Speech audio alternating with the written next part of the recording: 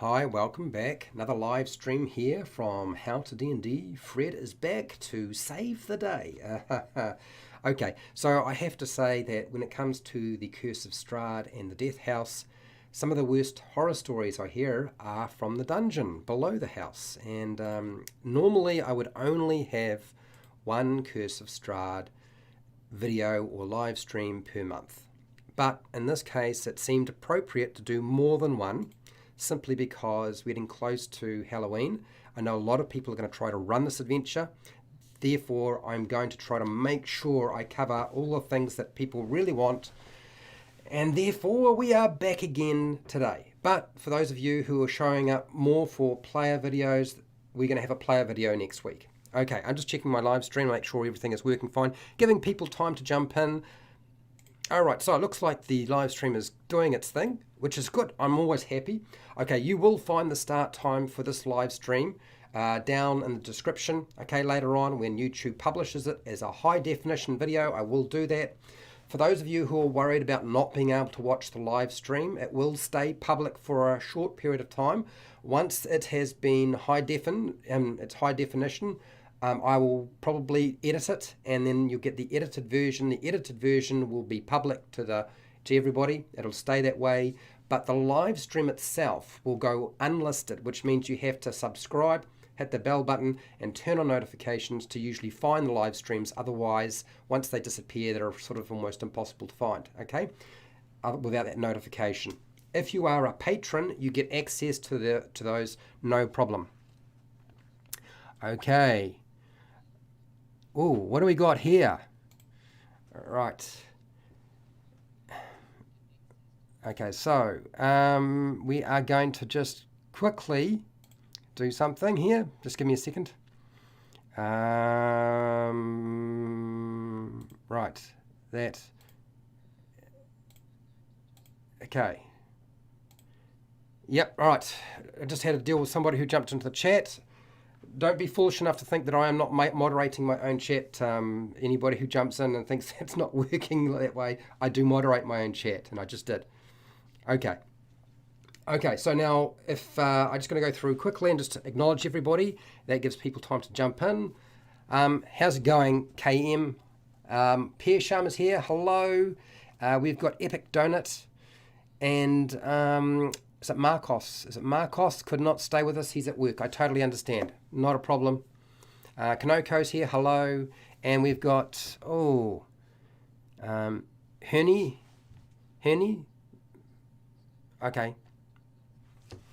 Do you DM sessions on Roll20? No, I DM, actually I'm dungeon mastering online using Google Hangouts. We're just doing Theatre of the Mind. Well, actually that's not true. I point the camera at my battle map on the table, okay?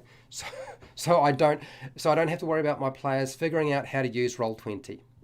Just easier for me, easier for them. So that's what I've been doing. Okay, so let's get on with the live stream. For those of you who are not familiar with my live streams, normally the process for me is that I will read out my notes. I have about 5 pages of notes. Okay, there's a lot of information to present today, and I will show you a bunch of slides. Once the presentation is finished, we will come back to the webcam and my face, and I will answer any questions you have. They could be about the Death House, the Curse of Strahd, player questions, I don't mind, Dungeon Master questions. So that is the normal format for today. So settle back and I will do my best to present you with the information you require.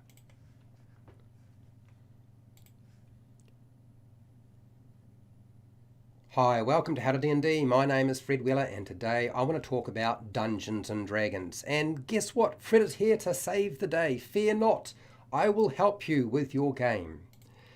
Death House Dungeon Encounter Disasters. Wow, Curse of Strahd Dungeon Master Guide. There must be something in this, right? There must be something. Absolutely, of course there is. This is a Dungeon Master Guide for the Curse of Strahd adventure. If you are a player playing in this adventure, there will be spoilers. Please do not stick around. Go watch one of my other videos. I have a player guide for the Curse of Strahd. You are welcome to go and watch that to your heart's content, but this is definitely not the right video for you. So don't stay around. You will spoil things for yourself. I have a bonus tip at the end of this video that you should find fairly useful, so stick around near the end and I will let you know what you can do to solve many of the issues you may come across.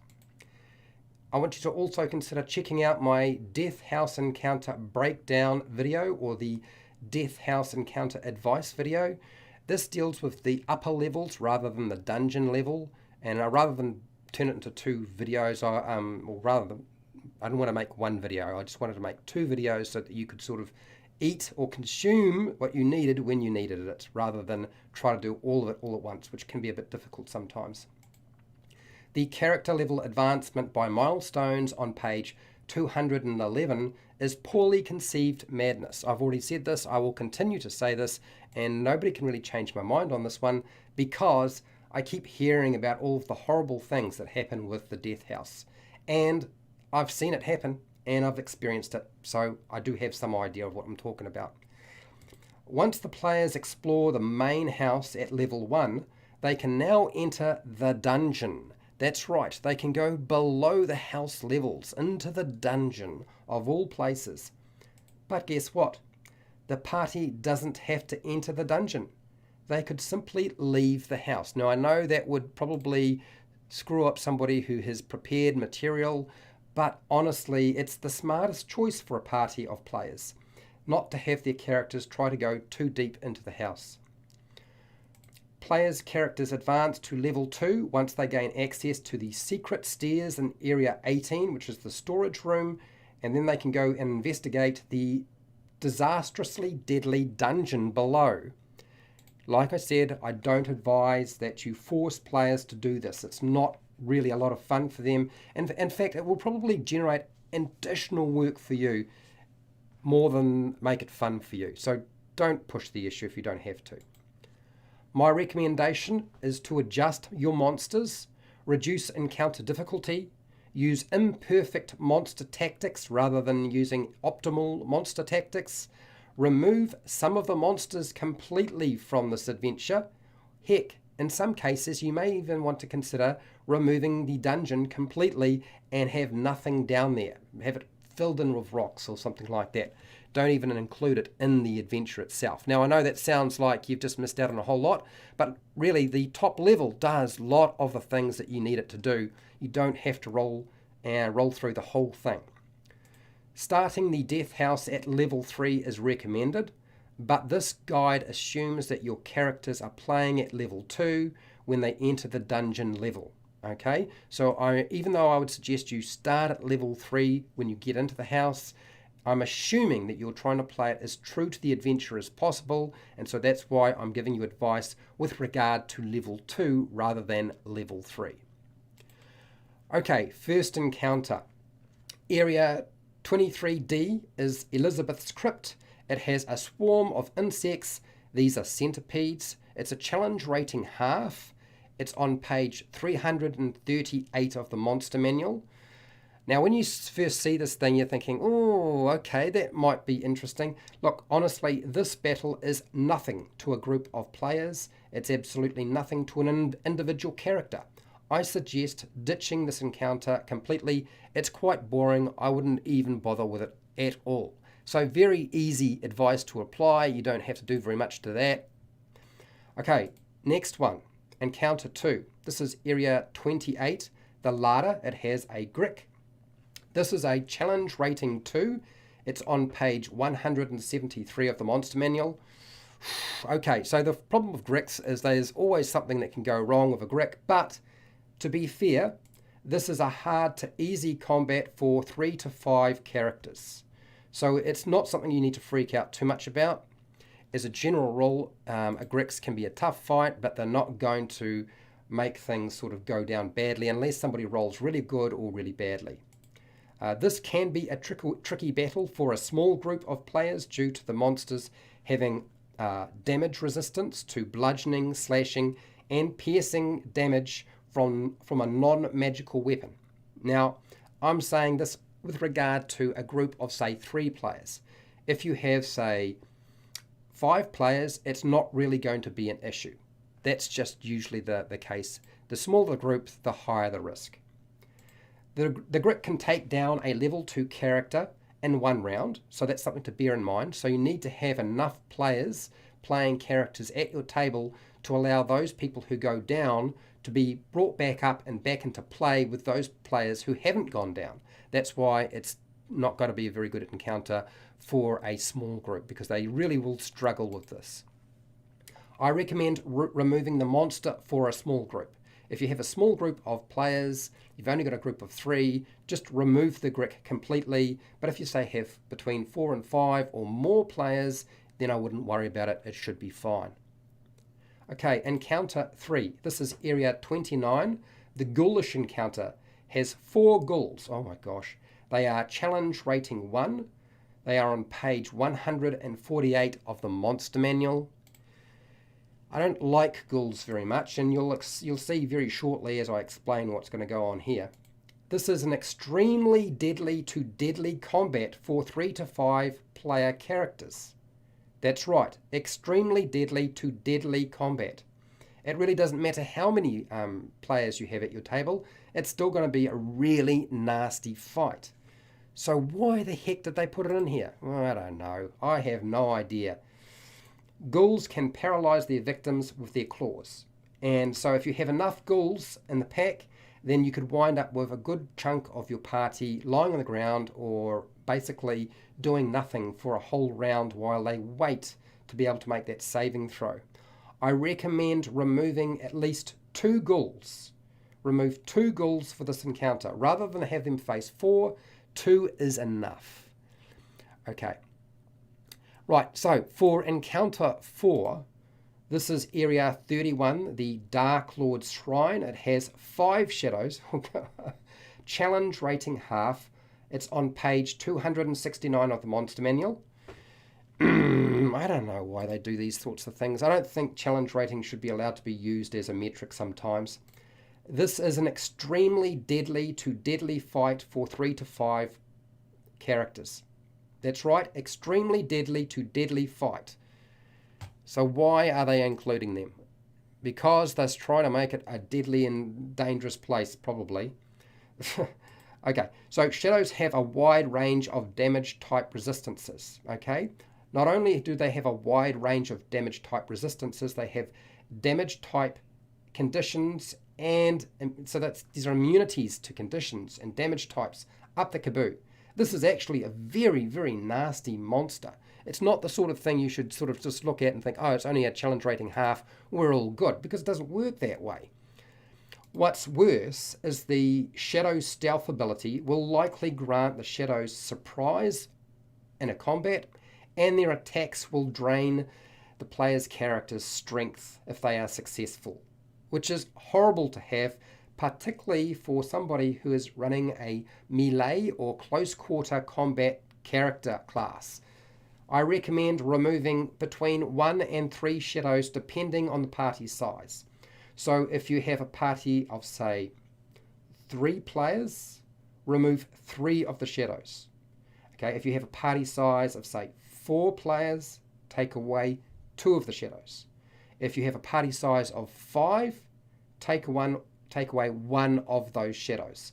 For groups that are 6 or 7, they should be able to get through this, but it will be pretty rough because shadows, they really are a nasty monster. For encounter number 5, this is in area 33, the Cult Leader's Den. It has a Mimic, one of my favourite monsters. It's a challenge rating 2. It's on page 220 of the monster manual. Okay, so even though it's one of my favourite monsters, you also got to understand that what's going to happen with a Mimic. As long as you select a Mimic for the right character level, then you're usually all right. If you don't, things can go wrong. They have selected only 1 Mimic, challenge rating 2, so it does coincide quite nicely with the party's level. It's a hard to easy battle for 3 to 5 characters. Now, just because it's a hard to easy battle doesn't mean that things can't go wrong. Again, a standard Mimic fight consists of this. One of the characters gets stuck to the Mimic, and a few of the melee weapons get stuck to the Mimic as well. Then the party will fall back and use missile fire to kill the thing because it moves so slow. It's a good strategy. It's usually the strategy that most groups will use to defeat the thing, but it usually means that one of the players will wind up at the mercy of the mimic. And it's entirely possible, if they don't kill the mimic fast enough, that mimic will have lunch and eat one of the characters. A mimic will not be a problem for a party unless the party is quite small or the party consists mostly of melee characters. Okay, if you have a lot of melee characters, then they are really at a huge disadvantage because they might not necessarily fall back on using a ranged attack, which is really the smart move in this case. Okay, encounter number 6. This is Area 34, the cult leader's quarters. It has 2 ghasts. They are challenge rating 2. You can find them on page 148 of the monster manual. Okay, so this is yet another one of those situations where it's about putting too many things in the basket when they should have put less in the basket. It's a very deadly to deadly combat for 3 to 5 characters. That's right, very deadly to deadly combat. Now, the thing with a ghast is it doesn't just have the ability to paralyze its victim. The ghast has a stench, which often dungeon masters will forget about. It also has the ability to use turning defiance. So if a cleric tries to turn this creature, they can defy it. It makes it much harder to turn this creature. And those paralyzing claws can easily neutralize a few characters, and small parties could quickly get ripped apart. So given that, you do need to be very careful when you're using a small party. I recommend removing one of the ghasts, or if you don't want to remove one of the ghasts and you want to keep 2 ghasts, then reduce the hit points for the monsters by half. Just reduce the hit points so that they die a bit quicker rather than stick around too long. They can still do an awful lot of damage even with that being put in place.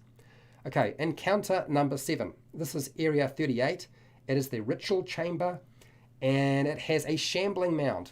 Oh, God. Why do they do this thing? Okay, so it's a challenge rating 5. That's right. Your characters are level 2, and this is challenge rating 5. It's on page 270 of the monster manual. Frankly, I wonder why even we have game designers sometimes. This monster is beyond deadly.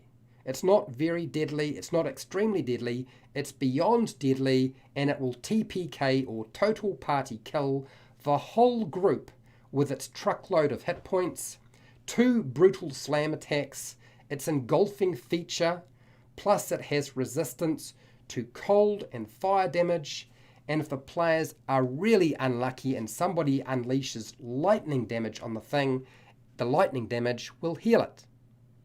And that happened to my group. And frankly, I can tell you now, they were very, very upset when that happened. The players are better to flee the ritual chamber rather than stick around and try and fight this creature. It's way beyond their capacity to deal with. Dungeon Masters, I recommend that you modify this monster, okay, reduce hit points, change a few things, or remove the shambling mound completely from the adventure, don't even use it, and just consider it an accident in many cases.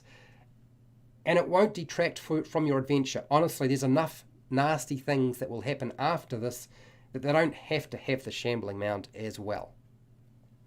Okay, now that all of the party's resources are depleted and they have to try and escape the death house as it tries to slice them into mincemeat, gosh, that's like another topic in itself. Trying to escape the death house is bad enough. We try to get through the dungeon. We've got through the dungeon. Now we've got nothing left. This is what happened to my group. They had almost no hit points left. They had no healing resources left. And then suddenly they had to escape the house. And it's a real mess. And that is going to be saved for another time, that topic. Bonus tip. This is my bonus tip to you. Drop or leave potions of healing in rooms as the players explore the dungeon if you find that their healing resources have been expended or their hit points are running low. It's an easy fix. You can do that on the fly and it will solve many of your problems and alleviate a lot of the stress the players will go through, and you have control of that rather than allowing your party to take short and long rests in the death house, which you will find if they are allowed to do that, they would just keep taking short rests for as long as they possibly can, or even long rests to get through the house. Of course, that's probably not what we're trying to look for.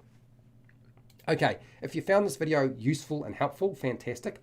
I have a video on the death house and how to deal with the encounters in that area. That's the top level. I have a whole bunch of videos for the Curse of Strahd, Dungeon Master advice, player advice. You're welcome to check those out. I have hundreds of videos for players and Dungeon Masters on every aspect of Dungeons and Dragons, and you can watch those if you like. If you want to support the channel so I keep doing video content like this, you can do that through Patreon. I have affiliate links to Amazon. I have merchandise shelf underneath all of my videos, or you can just share, like, and subscribe. Hit the bell button if you want to. That's all good. Watching my videos is always really useful as far as I'm concerned, because it means that I've still got an audience watching and I know what I'm doing is actually being useful to you. And hey, till next time, keep rolling those 20s.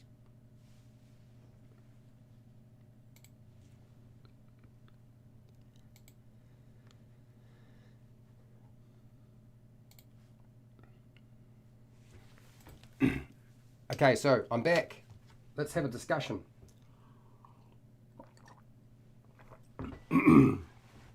Challenge rating is never a really good indication of how monsters will work. I mean, I feel that challenge rating itself is useful between like level 1 and 4. And then after that, it's usually a waste of time. And if you have very experienced players who know the monsters really well, then they probably you probably can't work by challenge rating alone. It's probably not going to work. And if anything, you'll find yourself having to push for the high end of challenge difficulty for experienced players. But with the Death House, it's such a long running fight and environment. There's so much going on that they have to deal with before they can progress. Rough deal if you ask me. Okay, so let's just see if my eyes are working, and then we'll go through the chat. Please ask your questions. This is what this is all about. Okay, if you wanted to ask questions, now's the time. Oh, I've got glasses are working today. Okay, so is that Herney? I think I said hi to Herney. I think I talked to you about how I ran my games online, didn't I? Yep, that's right. KM, that's cool. I'm currently in a play-by-post game, and our DM takes photos of this table setup since he has minis galore. Okay, all right.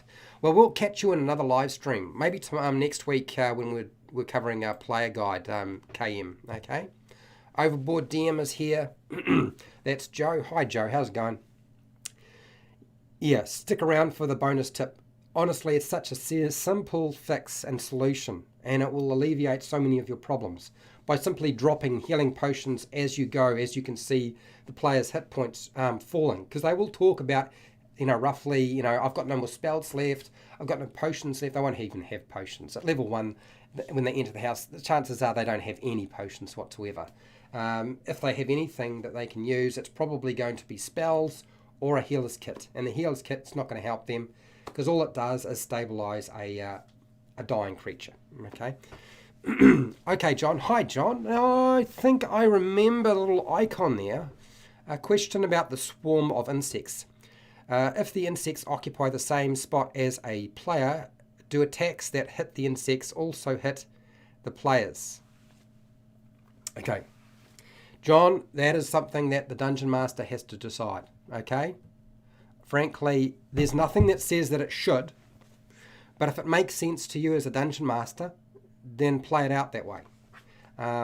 So I've got the monster manual opened up, and I will just move to that page so that I'm working from the text. Okay, where is it? Swarm, swarm, swarm, swarm, swarm.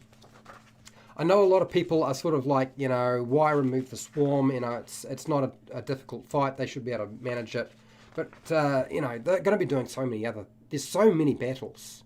The dungeon itself is just full of battles, non-stop. It's a little bit ridiculous. Okay. Swarms.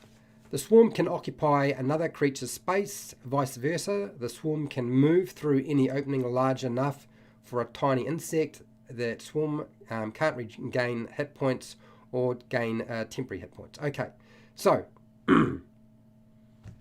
with regard to how you play that out, my suggestion to you is what makes sense to you and go with that. Okay, I've seen it done 2 different ways, John, and both ways were perfectly fine. Okay, all right, so that's that. Next, D&D Homebrew. Hi Kevin, how's it going? Interesting, the shadows are given as a half challenge rating, yet can be so deadly if they hit and drain strength. That's the issue. And that's why I say you need to trim down the shadows. And there's so many of them. I've seen battles with shadows at low level, and I've seen large quantities of shadows removed from the battlefield very quickly. Now, if the players can do that, and they don't get surprised, and they get the first attack, and the Dungeon Master goes last, they will whittle down them enough that maybe one of those attacks will get through and drain strength. And who's going to get their strength drained? It's usually the one you need to have the strength, the one in the front line. As soon as you weaken the front line, you weaken the chances of them being able to hold things back, and then you wind up with the back line, all of the ranged characters like the wizard and our ranger or so forth. They are they're going to wind up being exposed to additional hazards. So a half challenge rating is all very well if you have, say, 2. But as soon as you go more than 2, that multiplier kicks in, but it's the actual draining of strength feature that is by far the worst aspect of it, okay? Okay. And I'm sure you know this, Kevin. Kevin has a YouTube channel. Overboard DM has a YouTube channel. You guys should go and check them out. Okay. Epic Donut, how's it going? Do you have any thoughts on Rime of the Frost Maiden? It seems sort of thematically similar to the Curse of Strahd. I've heard good things about it. I knew somebody would ask me that question, Epic Donut.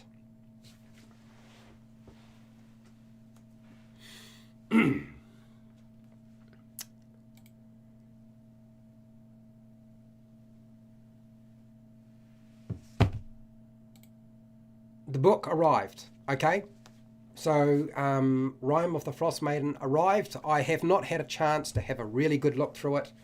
What I have seen so far looks like it's useful as a cut and splice. So, there are like 10 towns highlighted in this adventure, which is hugely useful if you want to just pluck them and use them in your own homebrew campaign. They have a map, a basic sort of rundown of those towns.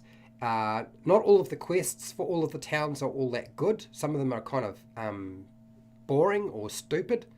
Some of them are fine. Some of them are all right. Some of them are good. What's great about them is no matter how big the town is, they have at least 3 of the key locations that your players will probably have their character go and visit. Generally, a sort of a small write-up on it. There's not a huge amount of content on those towns. But given the fact that the book consists of so much of it, that's what's really useful, okay? So, that would be my first thing to say. In terms of an adventure, they have got some really interesting NPCs in here. They're not just humans and dwarves and elves. There are some very sort of offbeat characters that you might have a lot of fun with. Even if you don't run the adventure, you could probably pull them out, just like Out of the Abyss. Out of the Abyss has some of the best NPCs I've ever seen. They're really interesting, but they are sort of very Underdark-like. So unless you're running a campaign in the Underdark, they don't really make a lot of sense. This has a lot of really interesting NPCs. I'm really happy with the fact that they've gone away from the very sort of standard stuff. In terms of the story itself, I wouldn't say that I consider this to be on the level of the Curse of Strahd in terms of a horror theme. I don't think that's necessarily the case. I think it is all right so far from what I've seen. There's a lot of different creatures in here. Some of them are sort of feel like they are just sort of alterations of existing monsters, and they essentially are just a modification. I couldn't tell you enough about this adventure because I haven't had a close enough look. I've only really had a small look at it to try to figure out what I think about it. Do I think you should buy it? I would like to hold off on making that assessment. Honestly, I think for me to give you a really honest opinion, Epic Donut, I would have to read it, and that would just be a first impression, and then I would have to run the adventure to really understand what's going on there. I will say, like I say, with all of the Wizards of the Coast books, apart from a handful that seem to have incorporated an index, there doesn't appear to be an index in this. I mean, I like the map at the back. That's all nice. Hi, Fred. How's it going? Map's all very good, having a pull-out map. But there's like one handout and some appendices. Monsters, but no index. And this is a huge book. In terms of adventure books, this is much thicker than I'm used to seeing. So it's the kind of book that really does need to have an index in it. And yet they didn't include one. Yeah, 320 pages. My God. No index. Okay, so Wizards of the Coast, you get a big fail from me in terms of indexing. I don't know what is it about this, the lack of an index. Does it cost them too much money to index it? Does it take too much time? Are they in too much of a rush? Do they figure that not to bother with it?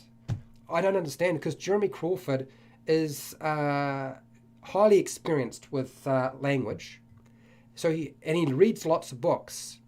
So you would think he would understand the importance of it. Yet there is never one. The only time we see one is when Matthew Mercer is responsible for making most of the decisions around the book. Or was there another book as well that came out recently that had a very poor index, but it did have an index. I think it was the Mythic Odyssey of Theos had an index in it. I was shocked. It wasn't a very good one, but it did have a index in it. If you're going to create a reference book, you must have an index. Okay. Okay, John, what do you got here? How do you handle the players just taking a long rest or rest after every encounter, and you've been here? I've been here before. Yeah, so John, there are a couple of things that we have used in the past that I think a lot of people frown on in terms of stopping players from taking a short rest and a long rest. Now, with regard to the Death House, going to that topic first, then I'll go general. The Death House probably would not allow them to actually rest. It would probably interfere with their ability to take a rest. Now, how do you do this? One, you just say, okay, you try to take a rest, but you have bad dreams if you try to take a long rest, and so your sleep is interrupted, and you don't feel rejuvenated by your resting. Your short rests, we used to use in the past what was called the Wandering Monster. Now, the Wandering Monster would wander through the location, and essentially its purpose was to patrol the area, to stop people from resting all the time. A lot of people get the Wandering Monster and random encounters mixed up because they're not necessarily exactly the same thing. And I'm sure that Kevin from D&D Homebrew can probably reinforce that for me, and I'm sure Fred will have something to say as well. But you do need to have some sort of thing that will happen. You could say that the very spirit of the house does not allow them to rest. Now, outside of the Death House, if you're wanting to stop players taking short rests and a long rest and going to supernova every single time, Wandering Monsters, random encounters, and putting a time limit. So in other words, if they decide to rest, that they can rest, but something else will happen while they're resting that's bad. Now, that might be that the monsters reinforce their dungeon or location. It might be that the quest they were trying to achieve is failed. They weren't there when they needed to be. Now, players don't necessarily like that sort of thing. They like the idea of being able to rest when they want to, every time they want to. But as a dungeon master, you don't always give the players everything they want, okay? Otherwise, that's what's going to happen. And, you know, it takes a bit of experience to be able to build a single encounter that will drain all of the party's resources and make the experience tough and challenging. So to do that in one encounter, knowing fully well that they want to rest after, that actually is very difficult to do unless you know your group really well, okay? Okay, what else we got here? Right, John, what do you got here? And yeah, the players hitting each other and them freaking out about that made the swarm fight my favourite. Yeah, I suppose it is one of the things that does freak out players is any monster where there's a chance of striking their fellow characters or players' characters or the monster can be entertaining. But, you know, it isn't going to change anything very much in terms of the battle.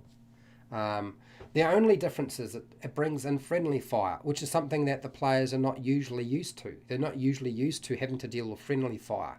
Unless you're dealing with something like a cloaker or the rug of smothering, those sorts of monsters, there's really no friendly fire involved. So, you know, if that's the thing that stuck out for you, great. But leave it in, take it out. It won't really make that much of a difference as far as I'm concerned. I just want to get people through these things without them having their players really upset and annoyed because everything just sort of petered out or they died. Kanoko, any tips on how to create tension or terror in your players' characters? Okay, so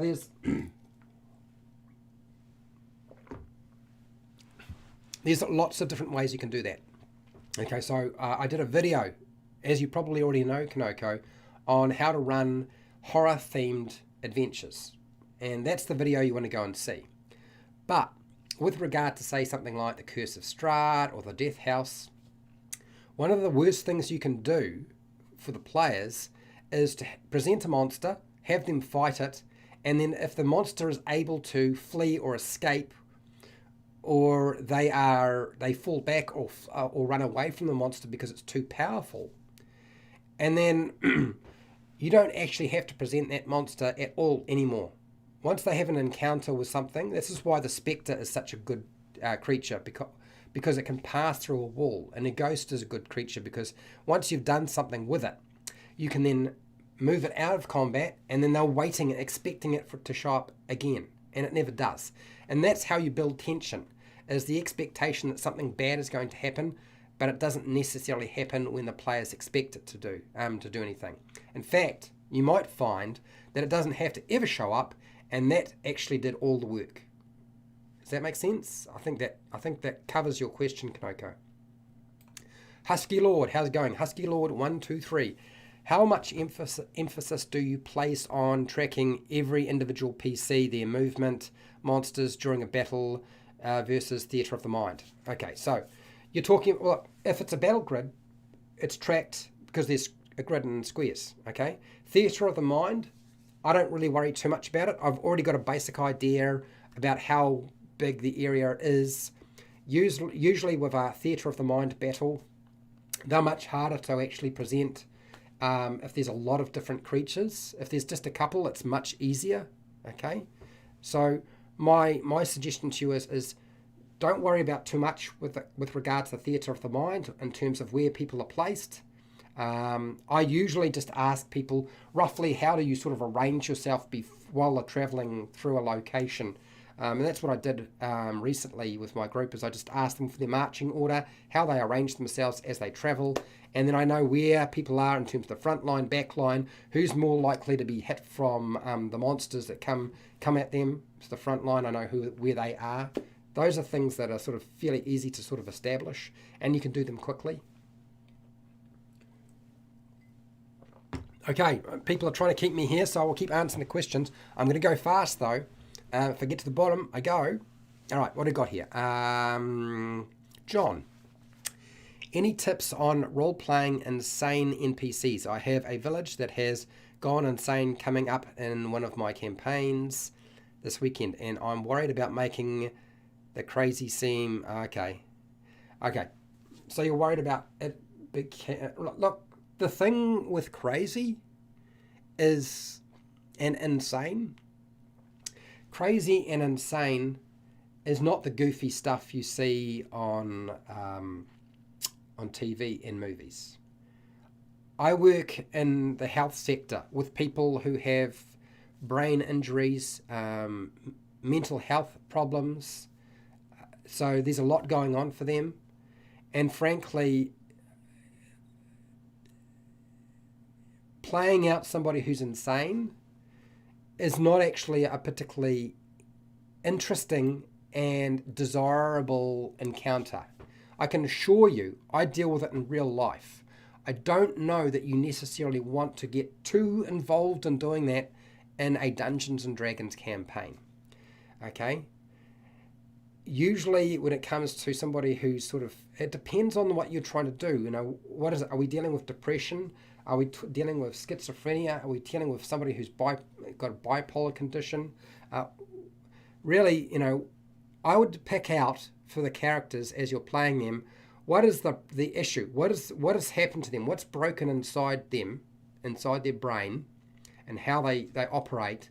That will stand out. Don't try to do too much, otherwise it's going to be far too hard. Okay?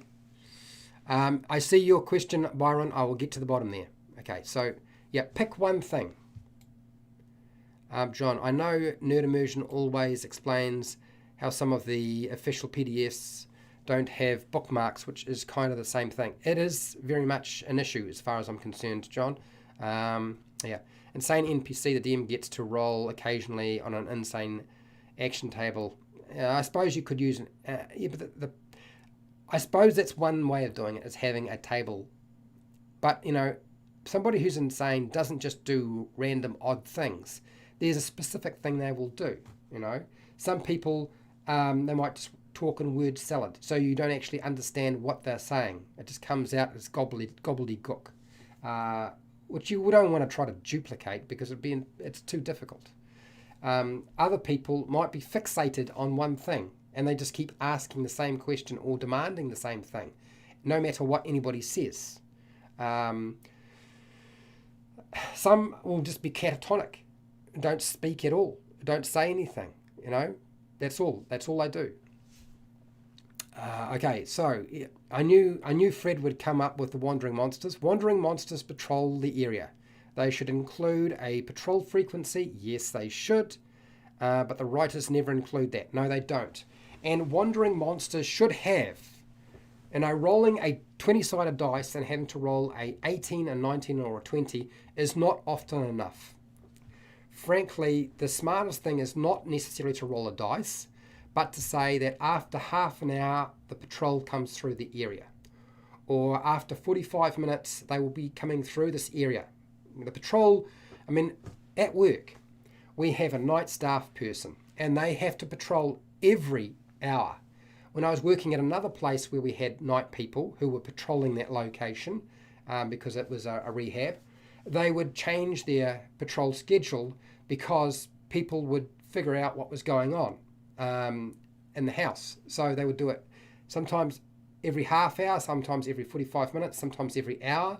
Sometimes they would do it every 15 minutes, which is very hard if you're only one person and you're dealing with a location that's got like 60 bedrooms. Okay, so those are the things you want to consider. But Fred is right. And wandering monsters are usually not necessarily just random monsters. You know, pick very specific things that would be most likely to be traveling through that location. You know, if it's a goblin fort, then it'll be goblins. If it's an orc fortress, then it'll be orcs. If it's a cave area, then it's going to be something very specific. Troglodytes might be your go-to. Okay, I've actually got a video coming on wandering monsters, and I talk with Wally Dem about it. So I'll have to get that out to people. Clearly, it needs to be talked about. Okay, so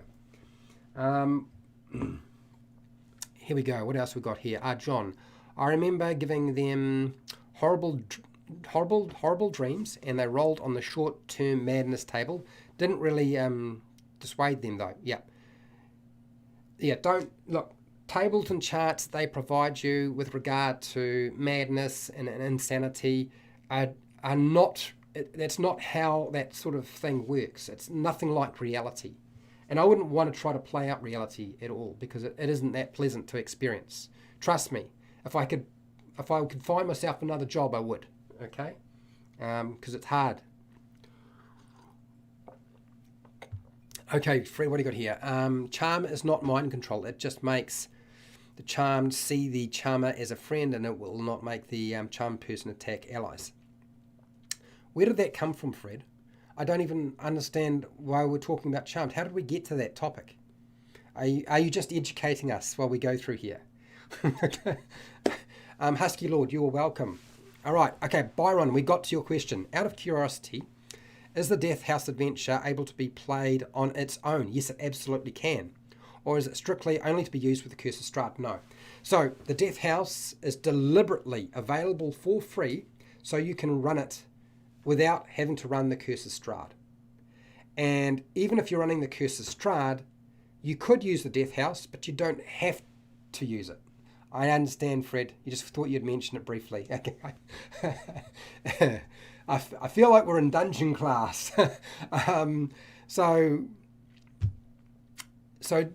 yeah, if you want to use the Death House in an upcoming Halloween campaign, or one shot or two shot, it might be easier to get through the Death House in 2 or 3 sessions rather than just one session, just depending on how fast the players play through and the actions they take and how lucky they are. Remember, you're playing a dice game, okay? It's not really true strategy.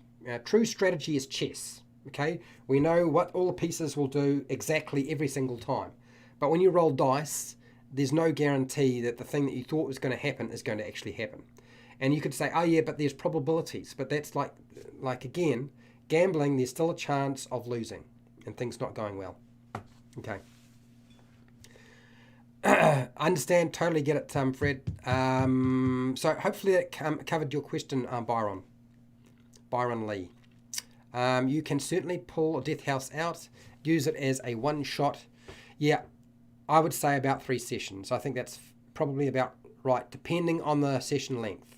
Absolutely. My session lengths were about 2.5 to 3 hours, and I would say about 3 sessions did it. Primarily because you will find the escape from the Death House chews up a lot of time, and it causes player paralysis, because once the players play through the house levels and then go down into the dungeon and realize the mistake they made by going down into the dungeon and the mistake of actually going in to the house the first time, they're like, we kind of knew this was a bad idea. Why did we even bother? Why did we bother? It's so bad. We shouldn't have even gone in. And then they have to try to escape the house. So they will sit there for a while as they try to figure out how to do the impossible. And I will talk more about escaping the Death House next month, near the end of October. Okay? Which means I will probably have to do an extra live stream. Oh, God. That's hard work. I'll figure out some way of making it happen. I'll figure it out. Okay. What else we got here? John. Oh, I know I don't want to get too involved unless it's specific long-term character. Paranoid schizophrenia. Yeah, so paranoid schizophrenia can look like a lot of different things. But all you got to do is play with paranoid. What are they paranoid about? Are they paranoid that somebody's going to take their shoes? Are they paranoid that somebody's going to touch them? Are they paranoid about infection and disease, and they are worried about being clean? Are they constantly washing their hands and not letting people touch them? Now, I've come across that before. That's pretty easy to play out. You wouldn't find that too terribly difficult. But then again, just pick the thing that sort of fits with you. You can probably Google schizophrenia and find sort of a relatively easy breakdown of the types of different schizophrenia that are available available for purchase. No, no, that are out there. But you can get such a mixed bag with all of that. Not everybody's exactly the same. All right, John. The madness table was from the death house for the players that set up the camp every 5 feet, not the insane NPCs. Okay, yep, yeah. The madness table. I never liked the madness table. I don't know what it is about that table, John. I just felt like it was not suitable. That the idea of somebody falling into madness needed to still relate to the nature of the character, and it was too random in its fabrication. So yeah, I'm not fond of the madness table. Maybe it can be done a different way and still work, but for me, I will never use it in its current form. Did I mention charm? I didn't. Did I mention charm? Or maybe I did. Anyway, okay.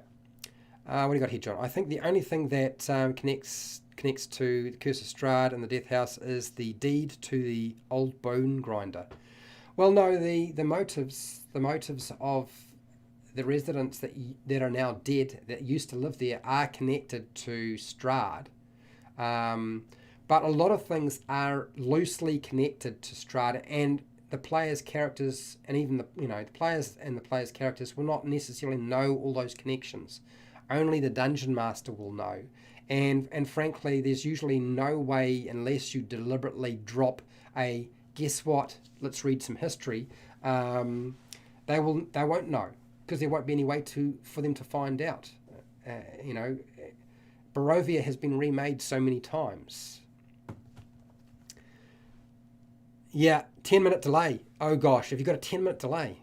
I'm glad that worked for you, by the way, Byron. Okay. What's that background from? Oh, okay. So this background, I can't put in a green screen. Okay. It would probably cause me a whole lot of technical issues anyway. So what I have is 3 tapestries. And the tapestry behind me, I got over the internet, and it is a mushroom village. So there's a house behind my head, some mushrooms that sort of act like a forest. And I've got another one that's sort of undersea with dolphins and a lady, sort of like an Atlantis scene. I've got another one that looks very much like the home of the elves in the Lord of the Rings, sort of sitting on the edge of a cliff face. So yeah, I've got those. So yeah, tapestries, wall tapestries, I use them.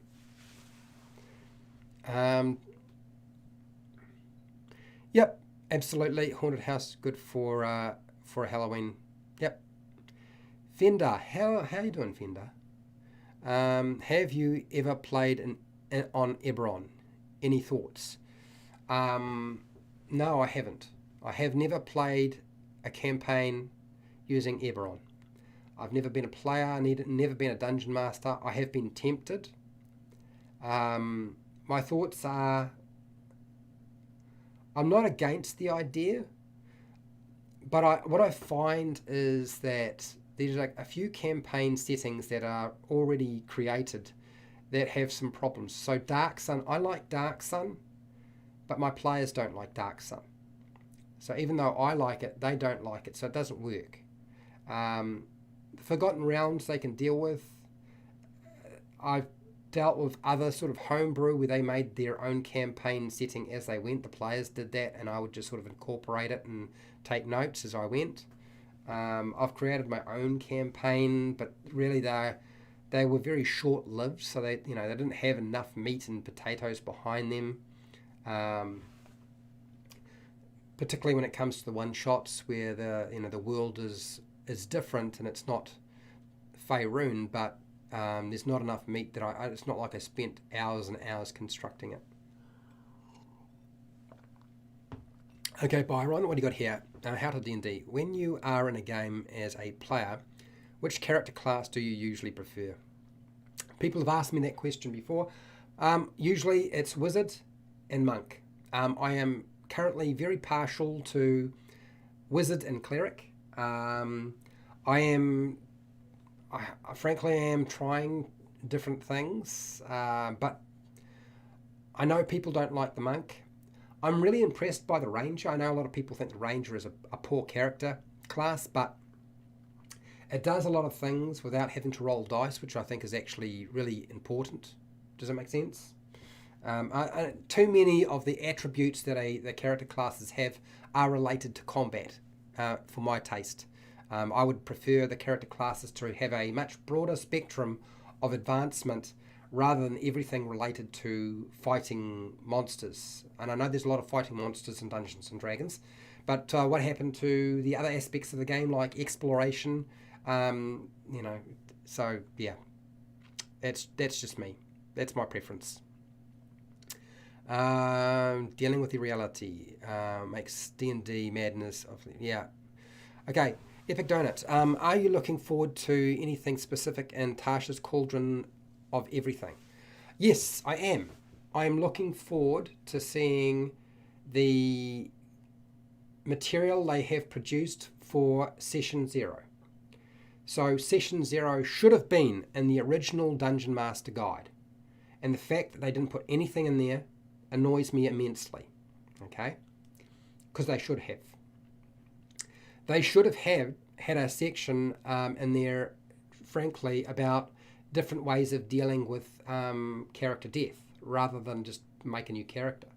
And they often don't cover those things, which it's one of the most common things people ask about. What else was there? That's the thing that really stands out for me. In terms of the other aspects of it, I'm going to have to wait and see. I'm not completely convinced that they can produce puzzles that my players will care about. I have found that my players are not very fond of them. So as a result, that doesn't necessarily mean that I should put them into the game, even though I would like to do so. So we will see. But yeah, it's the Session 0 that stands out for me. We'll see what happens when the book comes out. Okay, John, my players have a hard time getting into character, honestly. So the madness table turns into improve with specific scenarios. Yeah. So a lot of people do struggle with getting into character. And I think that the issue for people who play the game is not everybody can be a drama person. Not everybody can be a voice actor. Not everybody can play out a character and be somebody who's different to themselves. I think you've got to understand, John, is that a lot of people who are sitting around the table playing this game have enough anxiety about who they are and what they want in the world and what they are interested in, that they're terrified that the people that they are around won't like them for what they are and how they be and how they interact and their interests. So for them to sit around and engage with somebody else is a big ask, So I never really push that too hard. I just do my bit, and if they decide to follow on, that can take years. You can play with the same group of people for years before they feel comfortable with that. Okay. Where are we? I've lost track of where I was. We were talking about Tasha's Cauldron, and then we were talking about role-playing, and now we're up to somewhere else. I have a similar thing for every time they do a short rest. Party ends up talking to each other, and I have them a table of role-play warm-up questions. Oh, okay. All right. Well, I mean, if that's what you want, try that. Yes, Fred, I do. I expect that there will be OP or overpowered and unbalanced material within Tasha's Cauldron of Everything. I actually think that Tasha's Cauldron of Everything may well unravel Dungeons & Dragons 5e. It may well bring the Ed Edition to an end, which I know a lot of people don't believe, but frankly, it's quite capable of doing it. If they're doing what I think they're doing, which probably should have been in the player's handbook and the Dungeon Master's Guide when they first released them. But if they do this, it could really undermine the whole structure in terms of the game. It will still be hugely popular. Players will love it. It will sell out. It'll be it's already a bestseller on Amazon, and it's not even been released yet. So that is definitely going to happen.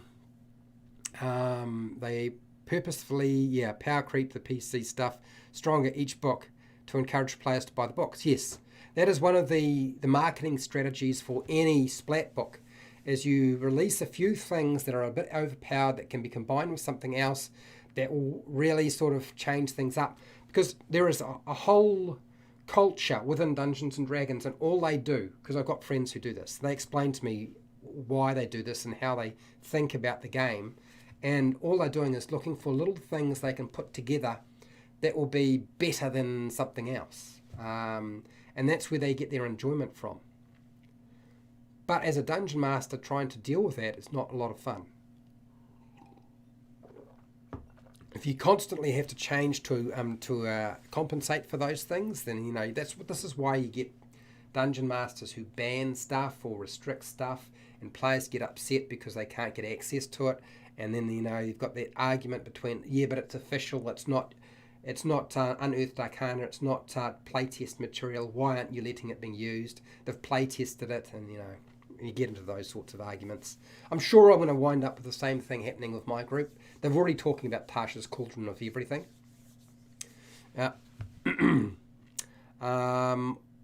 All I have played has been Forgotten Realms, and I was looking into other settings. That's why I asked. Ebron looks so good.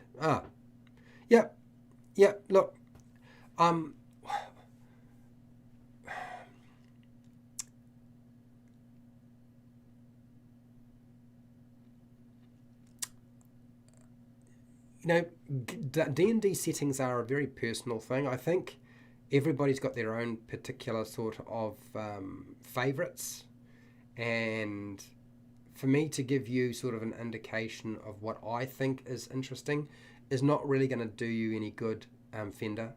I think you need to have a look at them and then decide what you enjoy about a particular setting or game or D&D setting.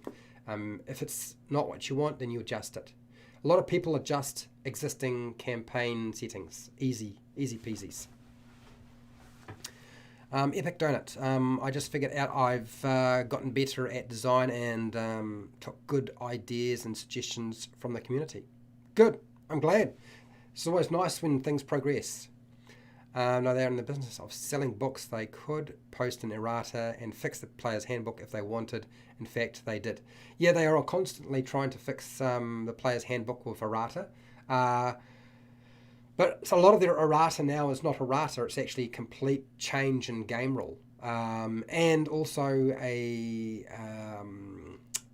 there's a PC move right now. They're trying to make it more inclusive. And so it's trying to say, okay, we're more inclusive of variations in sexuality and race and so forth. I'm not sure that was actually necessary. Maybe it was, but it reminds me of Rupert the Bear and Big Ears and Noddy when they heavily modified those intellectual properties and kind of ruined them. So I'm not. I'm going to wait to see what I think in terms of all of that. John, I try not to push the role play aspect too hard, but so far everyone has enjoyed the couple of minutes long pockets of it. Look, as they get more comfortable, they'll do more of it. Trust me, as they get more comfortable, they will do more of it. And if you're dealing with players who are just not there for that and they're just there for the combat, then that's all you're probably ever going to get. Okay? Yeah, okay. I didn't know. I didn't actually think too much about that, Fred. That adding the individualized class handbooks to second ed edition really messed up second ed edition. And then they had so many different class books for Dungeons and Dragons 4e, which was never very popular. Certainly, second ed edition was much more popular than the fourth version. Okay, I'm gonna move faster. Otherwise, I'm gonna be here for too long, and I'm gonna lose my voice. And I'm running out of water too.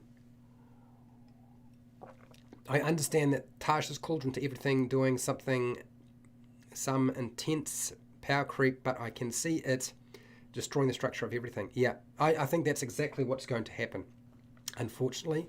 Fred, Artificer is banned from my games. It's just OP from level 1. Fred, it's funny you should say that. I've done this exactly the same thing. I've refused to have it at my table. But here's the problem. Tasha's cauldron to everything is going to include the Artificer and decouple it from Eberron. So if you're running a campaign that's not in Eberron, players are going to start asking again, can I have the Artificer? The Wizards of the Coast team have said it's available to use in any campaign. So, yeah. But it won't change the fact that it will sell out. Trust me, it will definitely sell out. Epic Donut, what do you got here? Could you explain more on why you think Tasha's Cauldron would be the downfall of 5e from a relatively new player's perspective? It seems like it'd be nothing but a good thing. So here's the problem, Epic Donut. What it will allow players to do is that they will go to their Dungeon Master, even though it's variant content, and they'll say, look, I want to use content from Tasha's Cauldron of everything. And the Dungeon Master will see it and say, no, that's variant material. I'm not going to be using that in my game because I think it's overpowered and it provides too many options that I don't think I can manage or control in the game to make it easy for my life and to actually create stories and encounters. And then the players are going to get upset and they'll want to go somewhere else. And if they don't go somewhere else, they're going to have arguments for the Dungeon Master constantly and other players who are quite happy to stick with it. And the argument is always going to go, but it's been play tested by the design team. Now here's the issue with presenting something like this, which should have been included in the original Player's Handbook and the original Dungeon Master Guide, is that it will allow them to rearrange their character. Now I do that in my party already. I allow them to rearrange their character as long as it's not their character name or their gold or equipment. They can rearrange anything they like at either just before the session or after the game session, but never during the game session. Okay, until they get the combination they like. Okay, you do not need a book for that. I just told you how to do something that really circumvents most of what's in that book. It is going to allow them to be able to pluck and mesh together and make a lot of the different classes homogeneous. In other words, it won't matter if you play a rogue or a wizard or a sorcerer or a barbarian. They will all start to feel very much the same. You're going to wind up with all the classes pretty much being able to cast spells. This is what happened with Dungeons and Dragons 4e. As a result of making everything homogeneous, nobody's special anymore. Okay? When you provide people with so many different ways of tweaking it to make some of the class like another class, nobody is special, nobody does anything in particular really well compared to somebody else. And that's where we're heading. Okay? That's what happened with 3.5, where there were just too many variant options available. It's what Pathfinder lives for. Pathfinder Edition 2 is capitalized on the concept. Okay?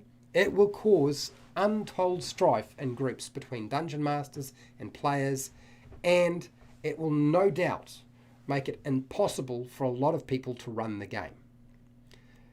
But it's coming. That's what I suspect is going to happen. Okay? I haven't seen the book, so I can't be sure, but that's what I think is going to happen. I've been waiting for something like this to come along. Okay? Honestly, I've been waiting for it to come along. I knew it would eventually.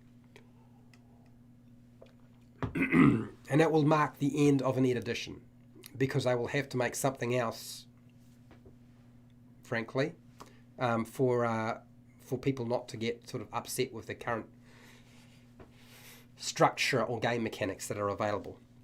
Okay. Okay. So what else? Did I answer that question?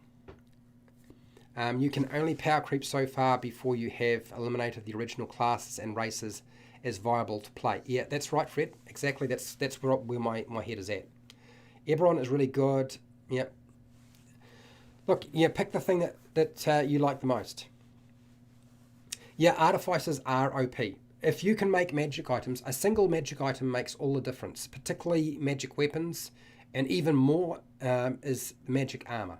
That gives you an armor class bonus. Because bound accuracy has now been affected, it's already very easy to make a player character have a huge armor class. And then, of course, the monsters never keep up with the player's characters. They can't do that. But, you know, a lot of the monsters that have damage resistance or damage immunities, but damage resistance in particular, their lower hit points are now mean nothing.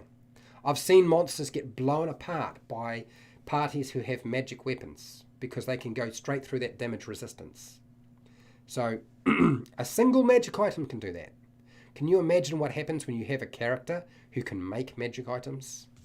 Okay, and now there are some limitations on what they can make, but what they can make is still too much. It makes perfect sense for a character class like that to exist in Eberron, though, because, you know, magic is common. It's a very common thing. You know, it's all over the place.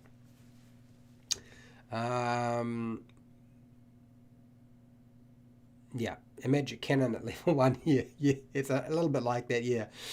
I can see it being OP early, but not long since. Yeah, I think you'll find that at higher levels, nobody's really going to be playing at higher levels. There are so few people who ever get to level 20 or even level 15. Most campaigns go from level 1 to about level 10 and then they're finished. So we're never going to see that in play. So it won't really matter. And I can assure you, because I've played to higher levels, right to level 20, and Dungeon Mastered, that frankly, I mean, the character classes are already too powerful to deal with those classes. You know, nothing really works anymore. You can't run your traditional Dungeons and Dragons game like you would. Otherwise, you just wind up with People used to come to my table when they were playing at higher levels with a bucket, like a cup, and that would be full of dice that are different coloured. So their 20-sided dice and their damage dice were all the same colour, and they would have, you know, fighters would have like 5 sets of these, and they would just chuck them into a jar or into a mug, and then they would pour them out into a dice tray, because they bought a dice tray because they had so many dice to roll, and if they didn't do that, all the dice just rolled everywhere. And then they would quickly count everything up. It still took forever. So yes. Yeah, no, early in levels it wasn't clear. Right, okay, that's fine. Yeah, you can dream. Of course you can dream. It's all about dreaming. And yeah, I was reading it, and the fact that the cannon attacks as your bonus action is super OP. Yeah, it should be pretty obvious that there's something wrong with the Artificer in terms of what's going on there. 2d8 as an attack in exchange for half your spells long term is fair in my mind, but not an extra 2d8. The problem is that it's not something that they're going to run out of. You run out of spells. Those spell slots aren't indefinite. What do you got here, Fred? My next campaign will be 2nd edition rule set using nothing from the class handbooks. I found 5 players that like the early 2nd edition. Oh, I'm sure, fair enough. Okay, D&D Homebrew. Hi, Kevin, mate. Look, great discussion. I think this is time for me to stop because I need to go and make some food. You need to go and watch Critical Role. Some of you need to go and do your work and get on with your life. I will be back. We'll be back next week. We'll do a player guide instead of a Dungeon Master guide. I will make it clear now for those of you who are still here, who have been waiting for this sort of thing. Okay. You're going to get one of those a month. Yep. Dragon and Vice by Peak, Dungeon Master Guide once a month. Okay. While it's still fresh in my mind, I'm going to keep pumping those out. Once a month for that. Once a month for Curse of Strahd. You'll still get other types of Dungeon Master videos. They might be shorter. They might be a collaboration. But that means that every month there will be Dragon of Ice Spire Peak Dungeon Master Guide, Curse of Strahd Dungeon Master Guide, and 2 player guides. Okay? And then maybe some additional stuff as well, which won't be live streamed. I will be pre-recorded. Okay? So, hopefully that has meant that there's a lot of people who are very happy, and we'll go from there. Hey, thank you everybody who showed up. You did incredibly well to have stuck out for as long as you did.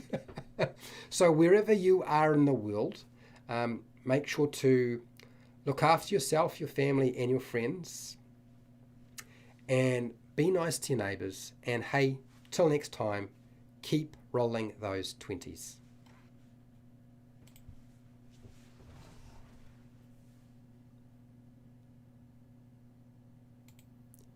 Mark, yes, a skill challenge for the Death House is a good idea, but I will cover that in a later video.